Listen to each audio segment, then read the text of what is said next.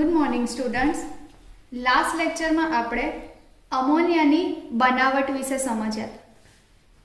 हवे अमोनिया ना भौतिक अने रासायणिक गुणधर्मो, तेनी अवक्षेपणनी प्रक्रियाओ अने उपयोगो विषे समझीशुं। Ammonia NH3 right. Hope last lecture में समझण पड़ी गई हशे तेनी बनावट विषे। हवे तेना भौतिक अने रासायणिक गुणधर्मो। भौतिक गुणधर्मो, कोई कहेशे भौतिक गुणधर्मो एटले शुं? भौतिक गुणधर्मो जे आपणे देखीने कही सकीए छे के आमा आवुं थाय, आमा आवुं थाय। तो अमोनिया तो पहला तो ते रंग विहीन छे। कोई एक एवो पदार्थ, फॉर एग्जाम्पल आपणे पाणी, एक पात्र में पाणी लईए तो आपणे तेने देखीने कही सकीए छे के तेनी अवस्था, एक तो ते प्रवाही छे, पाणी प्रवाही छे तो ते एनो गुणधर्म थयो। कया कलरनो छे तेमां माटी नाखी दईए, पाणीमां माटी नाखी दईए तो आपणे शुं कहीए? ते कत्थाई कलरनुं डहोळुं पाणी छे, राइट। तो ते रीते अमोनियाना भौतिक गुणधर्मोमां फर्स्ट तो ते एक तो रंग विहीन छे। भौतिक गुणधर्मो फर्स्ट ते रंग विहीन छे, तेने कोई रंग ज नथी। बे रंग सॉन्ग्स में आवे छे, राइट। कोई रंग वगरनो छे अमोनिया। ते तीव्र वास वाळो छे, तेनी स्मेल थी ज खबर पड़ी जाए कि ते अमोनिया छे। ते तीव्र वास वाळो छे, तेनी स्मेल आवे, राइट। एमोनिया गैसनी वास आवे। तीव्र वास वाळो, रंग विहीन, ते घन अने प्रवाही अवस्था में हाइड्रोजन बंध धरावे छे। आपणे लास्ट लेक्चर में देख्युं, याद होय तो, कि नाइट्रोजन हाइड्रोजनना 3 परमाणु साथे जोड़ाईने अमोनियानी रचना करे छे। शुं हतुं तेनो बंध कोण? तो तमे कहो मैडम 107.8 डिग्री। ओके, होशियार छो। तमने पूछीश के ओके ए तमने ख्याल आवी गयो तो ते क्यारे जोवा मळे? नाइट्रोजन अने हाइड्रोजन बॉन्ड क्यारे जोवा मळे? तो त्यारे ज्यारे ते प्रवाही का तो घन अवस्था में होय। ते प्रवाही के घन अवस्था में होय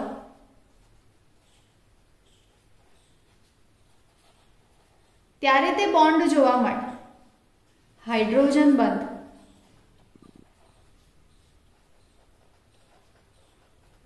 अवस्था में हाइड्रोजन बंध जोवा मळे छे, ठीक छे। हवे ज्यारे हाइड्रोजन बंध होय मतलब ते प्रवाही का तो घन अवस्था छे, तो तमे कहेशो तेनुं गलन बिंदु, तेनुं उत्कलन बिंदु मैडम कई रीतनुं होय? तो ज्यारे ते गलन बिंदु अने उत्कलन बिंदु ए तेना आणवीय आधार, तेना अणु दर, आणवीय दळ ना आधारे मेळवेल अपेक्षित मूल्यों करता घणा ऊंचा छे। खबर पड़ी? तमे कहेशो ना। ओके, तेनुं जे गलन बिंदु छे ने, एमोनिया नु गलन बिंदु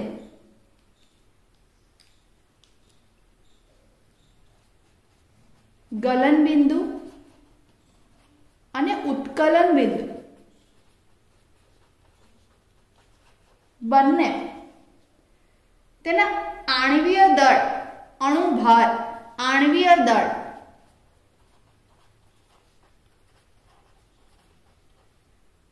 આધારે મેળવેલ અપેક્ષિત મૂલ્યો, જે આણ્વીય દળના આધારે મેળવેલ, આણ્વીય દળના આધારે જે નિર્ધારિત કરેલા મૂલ્યો છે, અપેક્ષિત, ધારેલા અપેક્ષિત મૂલ્યો છે ને તેના કરતા તો ઘણા ઊંચા છે, ઘણા ઊંચા છે.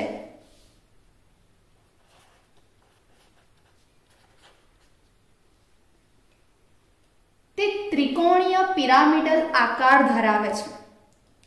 મેડમ આ તો અમને ખબર જ હતી. કઈ રીતે? તો ઓબ્વિયસ, નાઇટ્રોજન હાઇડ્રોજનના 3 પરમાણુ સાથે જોડાય. નાઇટ્રોજન,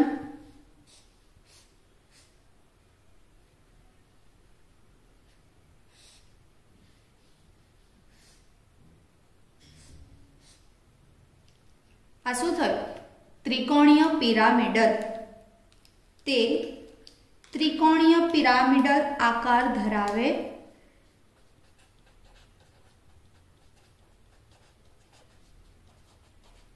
પિરામિડલ આકાર ધરાવે છે.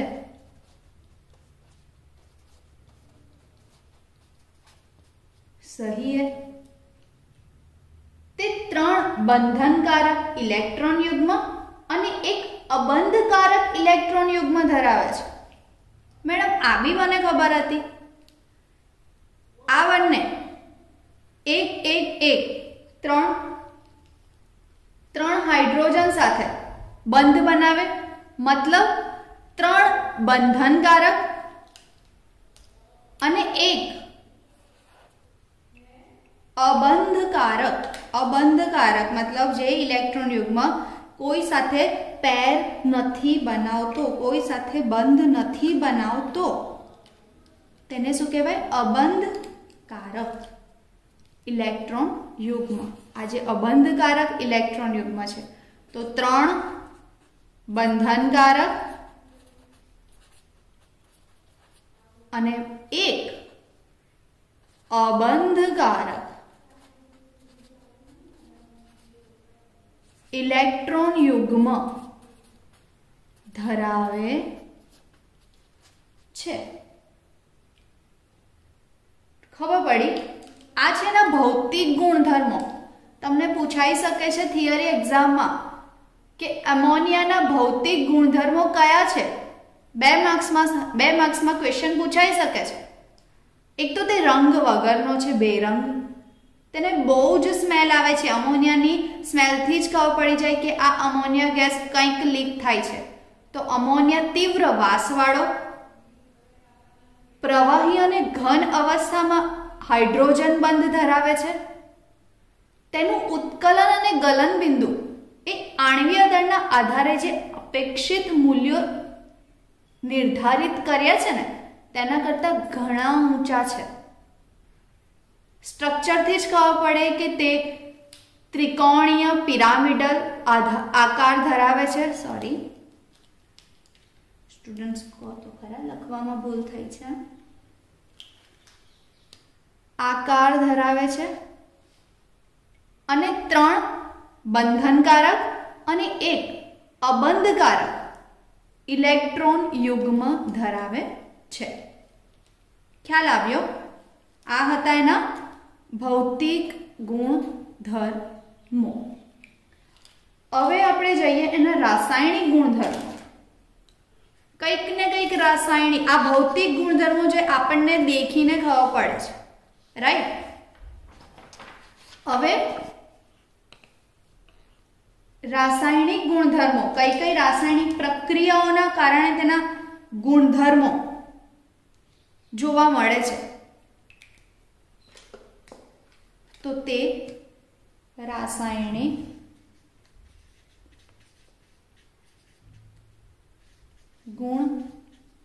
ગુણધર્મો. તો તે એમોનિયા એ પાણીમાં વધુ દ્રાવ્ય છે. પાણીમાં વધુ દ્રાવ્ય છે અને OH બંધ OH આયનો ધરાવે છે, અમોનિયા એ પાણીમાં વધુ દ્રાવ્ય છે. આગળ આપણે એની રિએક્શન દેખી N2H2 બંને ભેગા થઈને, રાઈટ. તમને ખ્યાલ છે પાણીમાં એક્વિયસ સોલ્યુશનમાં તે બને છે, પ્રવાહી એમોનિયા બનાવ્યો આપણે, રાઈટ. તો તે પાણીમાં દ્રાવ્ય હશે તો જ બને ને, પાણીમાં વધુ દ્રાવ્ય છે. સેકન્ડ,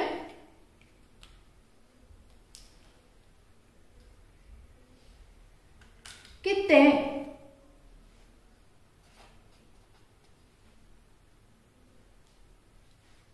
OH આયનો બનાવે છે. કઈ રીતે? એ પણ સિમ્પલ છે. આગળ આપણે રિએક્શન સમજ્યા, તેમાં આપણે જોયું કે એક તો આપણને ખ્યાલ છે OH આવે ત્યાં આલ્કલી વર્ડ યુઝ થાય. OH મતલબ આપણને ખબર છે એસિડિક મતલબ H+ અને OH માઇનસ આલ્કલી બેઝ, ઠીક છે. તો જે OH માઇનસ આયન બનાવતું હોય એમોનિયા, એ OH માઇનસ આયન બનાવે છે, મતલબ કે તેનું જલીય દ્રાવણ શું હોઈ શકે? તો તેનું જલીય દ્રાવણ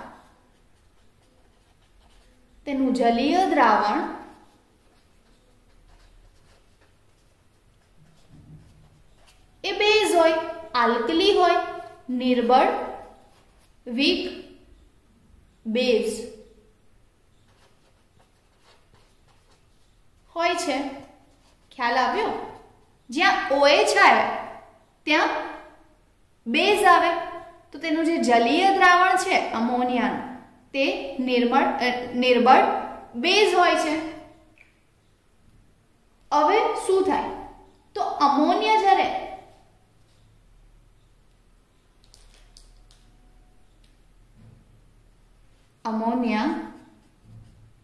જ્યારે પાણી સાથે રિએક્ટ કરે, આપણે દેખ્યું પાણીમાં વધુ દ્રાવ્ય છે.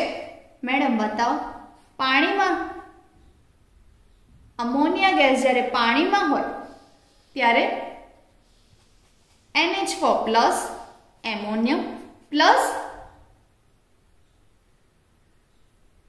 OH માઇનસ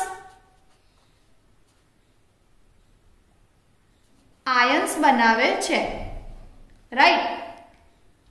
હવે આ જે OH માઇનસ છે, એમોનિયા પાણીમાં વધુ દ્રાવ્ય છે, મતલબ પાણી સાથે રિએક્ટ કરીને NH4 પ્લસ અને OH માઇનસ બનાવશે. આ આયન હોવાથી તેનું જલીય દ્રાવણ એ નિર્બળ બેઝ હોય છે. સિમ્પલ છે. હવે તમે કહેશો મેડમ એ એસિડ સાથે રિએક્ટ કરે તો એ બી જોઈ લઈએ. તો તે જ્યારે એસિડ સાથે રિએક્ટ કરે છે તો શું થાય? એસિડ સાથે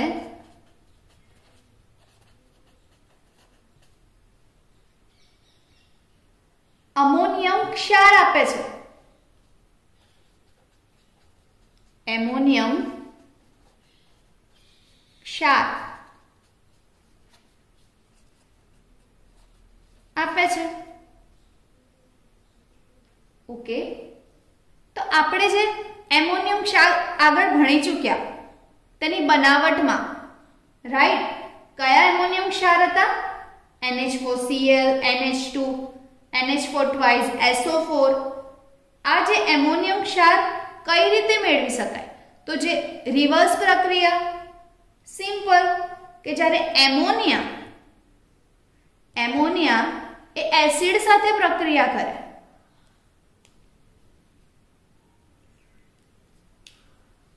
NH3 એસિડ HCl મળે શું? NH4Cl. સિમ્પલ છે. તે થયા એમોનિયમ ક્ષાર. ખબર પડી? ફર્સ્ટ, પાણીમાં વધુ દ્રાવ્ય છે. સેકન્ડ, OH માઇનસ આયન બનાવે છે, તેથી તેનું જલીય દ્રાવણ નિર્બળ બેઝ છે. તમે કહેશો OH માઇનસ આયન કઈ રીતે બનાવે? તો જ્યારે તે પાણી સાથે પ્રક્રિયા કરે ત્યારે NH4+ અને OH માઇનસ આયન આપે છે. હવે બેઝ આવ્યું તો એસિડને તો ખોટું લાગે, તો એસિડ પણ આવે. તો જ્યારે એમોનિયમ ક્ષાર મેળવવા હોય ત્યારે એમોનિયાને એસિડ સાથે પ્રક્રિયા કરાવીએ તો NH4Cl એક્ઝામ્પલ છે. HCl સાથે એમોનિયા પ્રક્રિયા કરે તો NH4Cl મળે, જે એમોનિયમ ક્ષાર છે. ઠીક છે. હવે એક તો તે મોનોનિર્બળ છે, એમોનિયા એ મોનોનિર્બળ છે. તો શું થાય? તો તેના કારણે ઘણી ધાતુઓના ક્ષાર નું હાઇડ્રોક્સાઇડ કે ઓક્સાઇડમાં અવક્ષેપણ થાય છે. સી સમજીએ. એમોનિયા છે ને એ મોનોનિર્બળ છે. મોનોનિર્બળ, જેના કારણે શું થાય?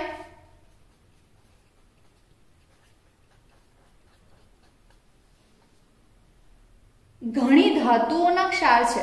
ધાતુઓના ક્ષાર મતલબ સી ઝિંક, મેગ્નેશિયમ, આ બધી ધાતુઓ છે, રાઈટ? તેના ક્ષાર, ધાતુઓના ક્ષાર તેનું હાઇડ્રોક્સાઇડ કે ઓક્સાઇડમાં અવક્ષેપણ થાય છે. હાઇડ્રોક્સાઇડ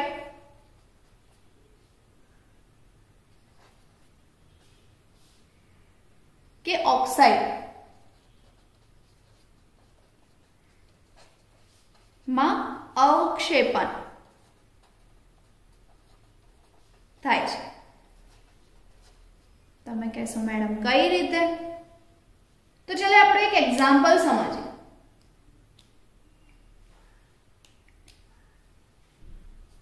ઝિંક ધાતુ છે, રાઈટ? તો ઝિંક ધાતુ ના ક્ષાર બહુ જ ફેમસ છે, ZnSO4. ઠીક છે.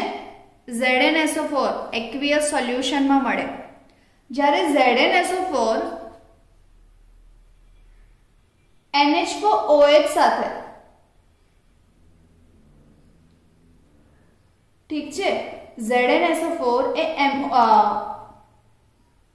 NH4OH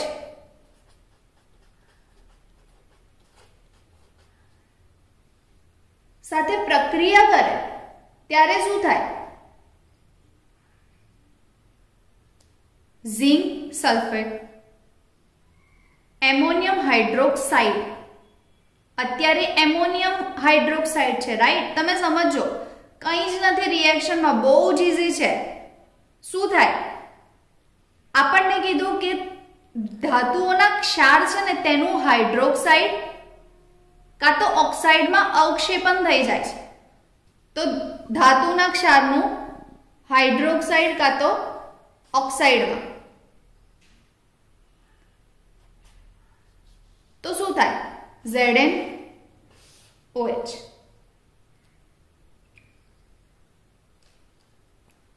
અને NH4 રિપ્લેસ થઈ જાય. તમને ખબર છે ને, રિએક્શન્સમાં સમૂહ એકબીજા સાથે રિપ્લેસ થઈ જાય. તો આમાં પણ એવું જ થાય કે ZnOH ટ્વાઇસ મળશે. તો શું થશે? આ જેમ આગળ જે સેન્ટેન્સ થયું એ પ્રૂવ થશે કે મોનોનિર્બળ છે એમોનિયા, જેના કારણે ધાતુઓના ક્ષારનું, જે ધાતુનું ક્ષાર હતો, ઝિંકના જે ક્ષાર છે તેનું ઝિંક ઓક્સાઇડ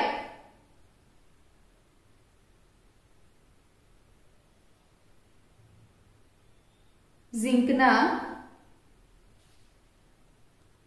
ZnOH ટ્વાઇસ માં રૂપાંતર થાય છે અને બીજી બાય પ્રોડક્ટ આપણને શું મળે? તો NH4 ટ્વાઇસ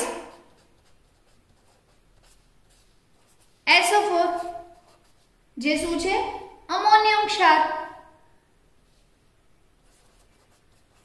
એમોનિયમ ક્ષાર અને આ ધાતુના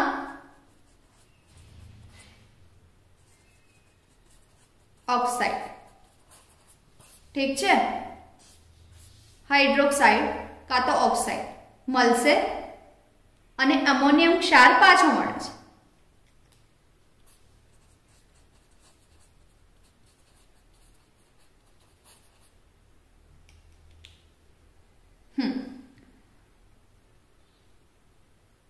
ખબર પડી સ્ટુડન્ટ્સ? એમોનિયા એ મોનોનિર્બળ છે, તેના કારણે ધાતુના ક્ષારનું હાઇડ્રોક્સાઇડ કાં તો ઓક્સાઇડમાં અવક્ષેપન થાય. એક્ઝામ્પલ ઝિંક ધાતુ ZnSO4 જેને એમોનિયા સાથે રિએક્ટ કરવામાં આવે તો ZnOH ટ્વાઇસ ઝિંક હાઇડ્રોક્સાઇડ, ઝિંકના હાઇડ્રોક્સાઇડ અને એમોનિયમ ક્ષાર પાછો મળે છે. હવે જે આપણને આવ્યું અવક્ષેપન થાય છે, જ્યારે અવક્ષેપન થાય ને ત્યારે આપણને રિએક્શનમાં અવક્ષેપ જોવા મળે. ઠીક છે, તો આ જે છે ને ઝિંકના હાઇડ્રોક્સાઇડ તે સફેદ અવક્ષેપ આપે છે, સફેદ અવક્ષેપ આપે છે, જેના કારણે આપણને ફિઝિકલી દેખાય, નરી આંખે દેખાય કે સફેદ રંગના અવક્ષેપ મળે છે, તેથી તેનું અવક્ષેપન થયું છે. ઠીક છે, હવે તમે કહેશો મેડમ બીજું એક્ઝામ્પલ છે કોઈ? તો હા, FeCl3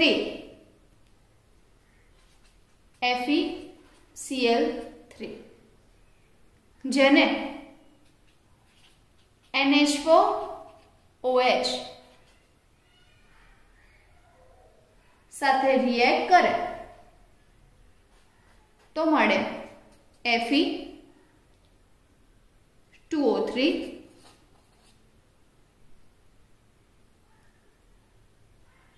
into XH2O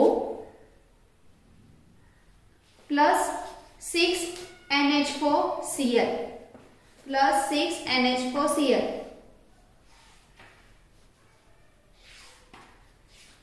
रिएक्शन में खबर पड़ी स्टूडेंट्स?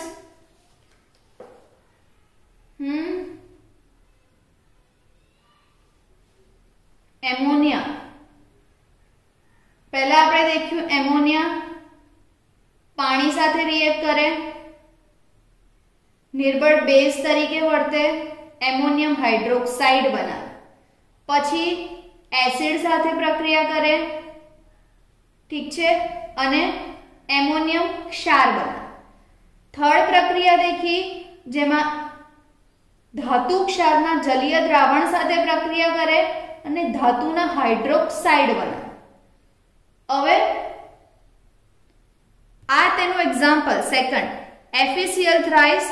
આ એક્સ્ટ્રા છે, બુકમાં નથી, તમને રિએક્શન માટે કદાચ JEE નીટમાં પૂછાઈ શકે છે તેના માટે કે FeCl થ્રાઇસ ધાતુના ક્ષાર છે, એમોનિયમના ક્ષાર તેની સાથે પ્રક્રિયા કરે, મળે Fe2O3 into XH2O અને Fe2O3 into 6H2O plus 6NH4Cl 6NH4Cl. Done. Fe2O3 into XH2O plus 6NH4Cl. Extra છે, યાદ નહીં રહી તો બી ચાલશે, બટ યાદ રાખવું તમારા માટે બેનિફિટ છે કે JEE માં મે બી રિએક્શન પૂછાઈ શકે છે, તો તમને ખ્યાલ આવે. ઠીક છે. હવે તમે કહેશો મેડમ NH4 અણુ તે તો અબંધકારક ઇલેક્ટ્રોન યુગ્મ હતા ને તેની સાથે, તો તેનું શું થયું? તો હા, NH3 છે તેના નાઇટ્રોજન પરમાણુ પર અબંધકારક ઇલેક્ટ્રોન યુગ્મ છે, રાઈટ? તો સીધી વાત છે, તો તે લुईस બેઝ તરીકે વર્તે છે. તે લुईस બેઝ તરીકે વર્તે છે અને ઇલેક્ટ્રોન યુગ્મનું પ્રદાન કરીને ધાતુ આયનો સાથે બંધ બનાવે છે. જ્યારે કોઈક પાસે એક્સ્ટ્રા હોય, રાઈટ? આપણી પાસે 3 પેન્સિલ છે, આપણા બાજુવાળા પાસે એક બી પેન્સિલ નથી, તો ઓબ્વિયસ છે કે આપણે એને એક પેન્સિલ આપીને એક ફ્રેન્ડશિપ આગળ વધારીશું. તમને ખબર છે કે બે સ્ટુડન્ટ્સ બેઠા હોય, એક પાસે કંઈ જ નથી અને બીજા પાસે 3 પેન્સિલ છે. અગર એને પેન્સિલ આપશે તો એ બંને વચ્ચેની ફ્રેન્ડશિપ વધશે, રાઈટ? ત્યાંથી કદાચ ફ્રેન્ડશિપની શરૂઆત થાય. તો એ રીતનું છે કે નાઇટ્રોજન પરમાણુ છે તેની સાથે એક અબંધકારક ઇલેક્ટ્રોન યુગ્મ છે.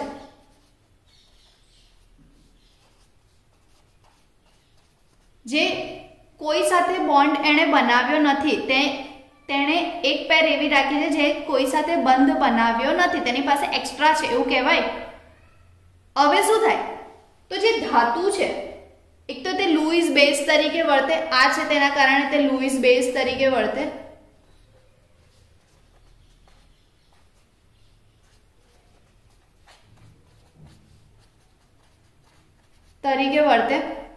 ઠીક છે. તેના કારણે એક તો ધાતુ આયન આવે, તેની બાજુમાં ધાતુ આયન બેઠો છે. નાઇટ્રોજન પરમાણુ અબંધકારક ઇલેક્ટ્રોન યુગ્મ બાજુમાં ધાતુ આયન બેઠો છે. ફોર એક્ઝામ્પલ સેમ Zn લઈ લઈએ કાં તો કોપર લઈ લઈએ, Cu+2. ઠીક છે. તો શું થશે? આને જોઈએ છે અને આની પાસે એક્સ્ટ્રા છે, તો Cu+2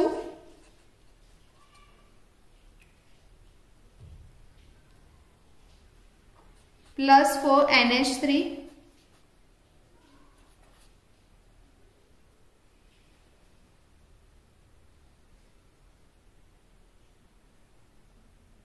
શું બનાવે?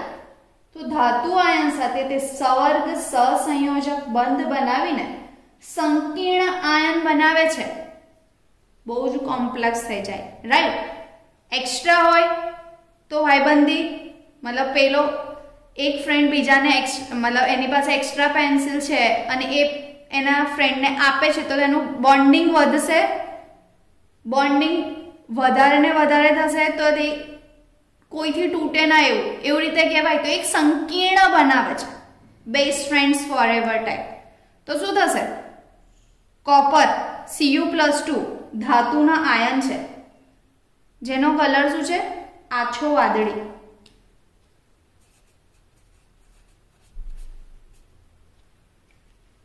તો તે એમોનિયા સાથે પ્રક્રિયા કરીને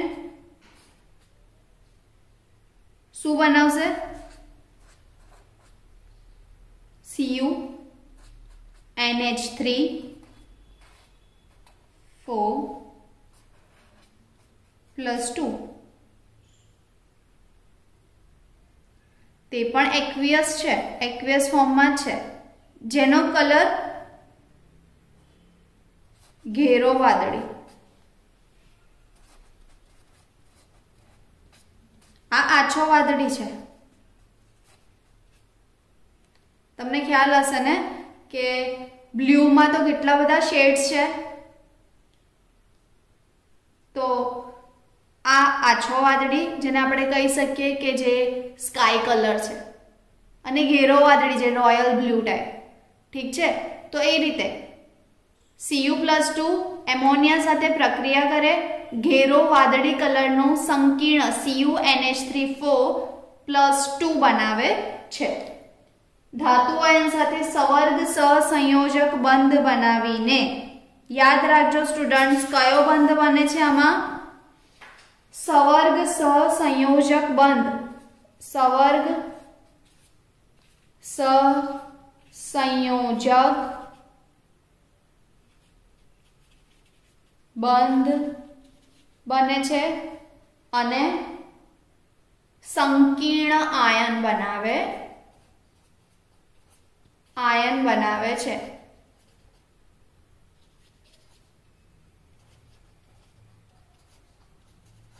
ઠીક છે। હવે તેના ઉપયોગો તો અમોનિયાનો ઉપયોગ શું થાય? તો તે રાસાયણિક ખાતરો, અમોનિયા એ રાસાયણિક ખાતરો,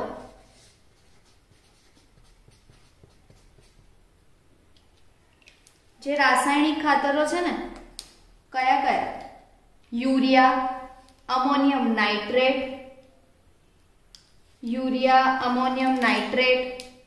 અમોનિયમ phosphate,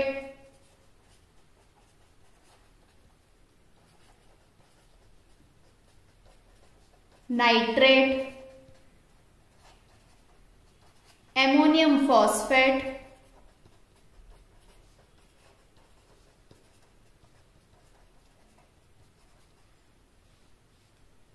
then ammonium sulphate,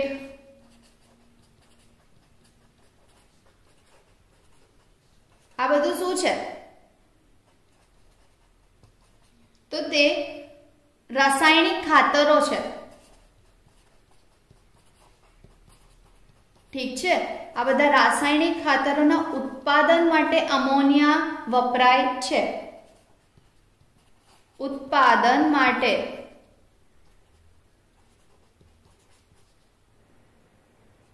ammonia વપરાય છે। HNO3 ના ઉત્પાદનમાં અને પ્રવાહી અમોનિયા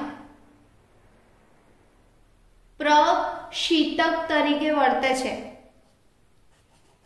HNO3 ના ઉત્પાદનમાં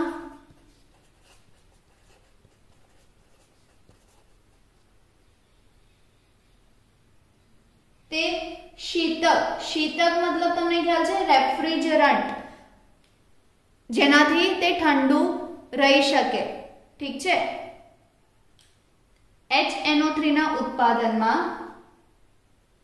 તેમજ પ્રવાહી એમોનિયા, જે પ્રવાહી એમોનિયા છે તે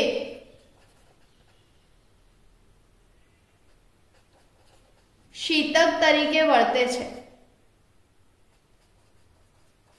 પ્રશીતક યા શીતક મતલબ જેના કારણે તે ફિલ્ડ છે, તે મતલબ જે રૂમ છે કે જે બી છે તે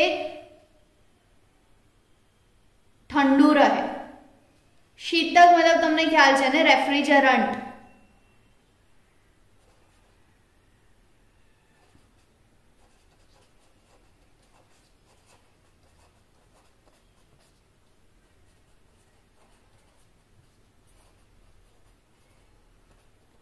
જ્યારે બહુ જ ગરમી થતી હોય તો આપણે બરફ મતલબ કોલ્ડ કોફી બનાવીએ યા કંઈ બી બનાવીએ કંઈક, તો તેમાં બરફ નાખીએ છીએ, લીંબુ શરબતમાં બરફ નાખીએ છીએ, ત્યારે બરફ એ શીતક તરીકેનું કામ કરે। તો સેમ એઝ પ્રવાહી એમોનિયા પણ શીતક તરીકે વર્તે છે।